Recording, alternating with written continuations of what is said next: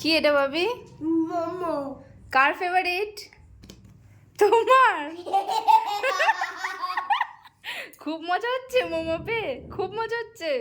ভাবি এক সপ্তাহ ধরে বলছে মোমো খাবো, ওর বাবা আনারই টাইম পায় না। আজকে ওর বাবাকে কেঁদে কেঁদে দেয় আনিয়েছে, তাই তো? হ্যাঁ। সেই বেচারিটা ডিউটির থেকে এসে 8টার সময়, এখন 8টা বাজে, এখন 8টার সময়, তাই 8টার সময় মোমো আনলো। এখন কে খাবে এটা?